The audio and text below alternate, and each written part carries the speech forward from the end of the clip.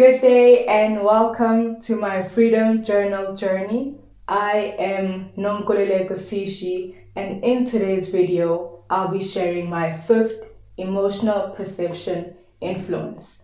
Now, this particular influence, I believe, gave me a head start in how to approach my healing, in how to approach myself, in how to approach others, and how to approach life in general. My aunt is the embodiment of someone walking in the footsteps of Jesus Christ. She's a strong Christian woman of deep faith and would often always open up her home, her arms, and her heart for others. Growing up, she always had some project of giving back. I remember in my early teens, she had an outreach program that would feed over 80 children in our yard. In my mid-teens, she organized a Bible study group for teenagers in the area and would organize transports to and from church on Sundays. In my late teens, she would often travel to collect and distribute Bibles in surrounding areas, and she always, throughout the years, gave out food parcels and clothing.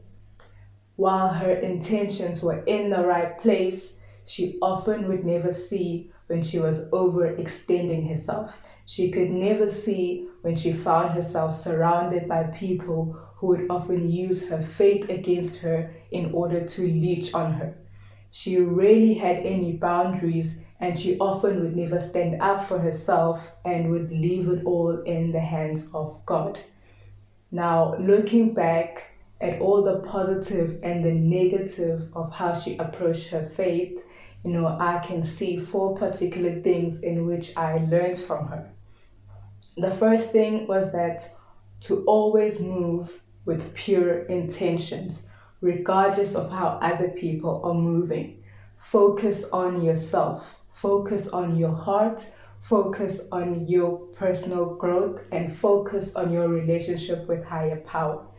The second thing was to always expect the best out of people, as if to pull out that quality out of them. And you can always eventually find yourself surrounded by people who feel encouraged and in turn will end up encouraging you. The third thing was to treat everyone like family, exclude no one, cast no judgment of where people are within their journey, and the only thing you should focus on is just to be of service. And the most obvious thing that I learned was that goodness and kindness should not come at the expense of you. Now, these lessons in turn taught me how to be patient with myself. It taught me how to be patient with others, and it taught me to give myself and others grace. It also gave me the ability to discern pure intentions from others. People are not what they say, people are not the things that they do, people or how they intentionally make others feel.